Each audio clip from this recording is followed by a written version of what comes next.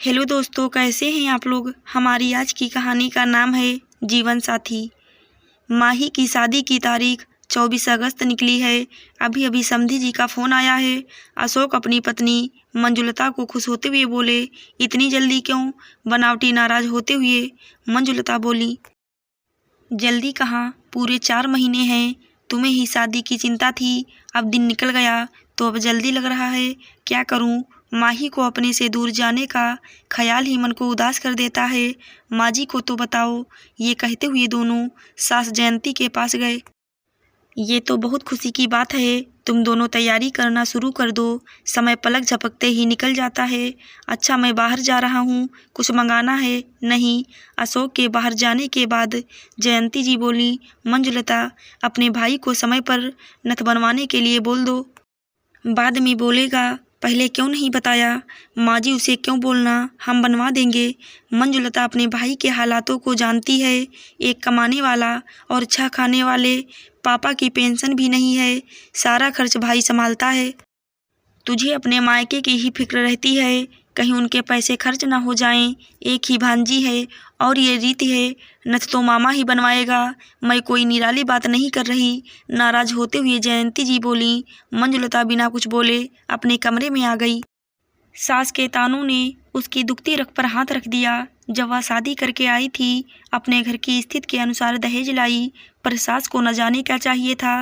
मंजुलता के साथ जयंती जी अच्छे से रहती, पर जब बात मायके की होती तो 2-4 बातें उसे सुना देती। उनकी बातों के तीर मंजुलता के हृदय को छलनी कर देते, लेकिन अशोक ने हमेशा उसका साथ दिया। अशोक कहते, माँ को कहने दो, तुम्हारे साथ मैं हूँ। इस उम्र में उनका स्वभाव नहीं बदल सकता।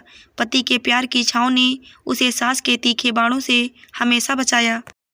आज चाय नहीं मिलेगी क्या, शाम होने को आई। अशोक की आवाज़ से मंजुलता अपने भूतकाल से वर्तमान में लौटी। बनाती हूँ।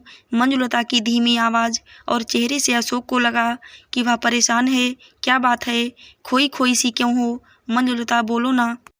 वो माँ जी कह रही थी, मयंक को नथ बनाने के लिए कह दो, पर तुम तो उनकी हालत जानते हो। इतनी सी बात, नथ हम बनवा लेंगे, पर ये रिवाज है और रिवाज निभाना पड़ेगा। अब जमाना बदल गया। पर माँ जी, वह मेरे मायके वालों को सबके सामने बातें सुनाने से नहीं हिचकिचाएंगी। समझ नहीं आ रहा क्या करूं। मैं कल माँ से बात करता हूँ। अगले दिन माँ नथ हम बनवा देती हैं। उनकी हालत तो आप जानती हैं, क्यों दूसरों पर बोझ डालना।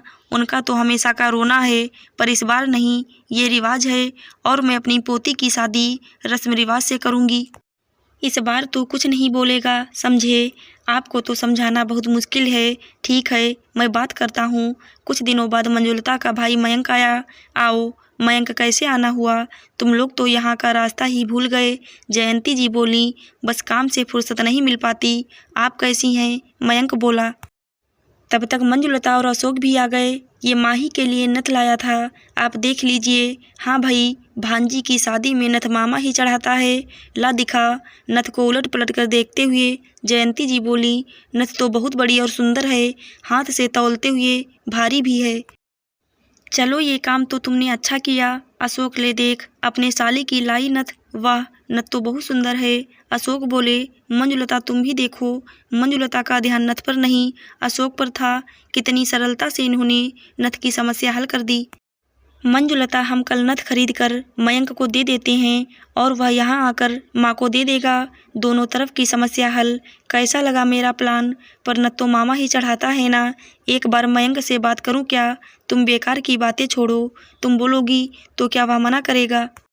मंजुलता और अशोक मंजुलता के मायके गए। मयंक, ये नथ है, तुम किसी दिन आकर घर दे जाना। पर जीजा जी, नथ मामा बनवाता है।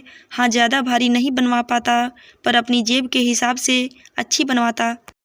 मयंक, मुझे पता है तुम कोई कमी नहीं करोगे, पर हमें घर की स्थिति पता है। घर का सारा बोझ तुम पर है और मैं नहीं चाहता कि एक रस्म के लिए तुम उधार लो या अपने खर्चों पर कटौती करो। जीजा जी, तो फिर आपको आधे पैसे तो लेने पड़ेंगे, मुझे भी तसल्ली हो जाएगी। ठीक है, पर ये बात मम्मी जी और पापा जी को पता नहीं चलनी चाहिए, समझे।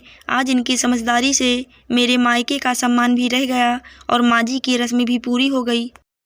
मंजुलता इतना सुलझा जीवन साथी पाकर मन ही मन भगवान को धन्यवाद दे रही थी। आशा करती हूँ दोस्तों आपको हमारी कहानी ज़रूर अच्छी लगी होगी। धन्यवाद।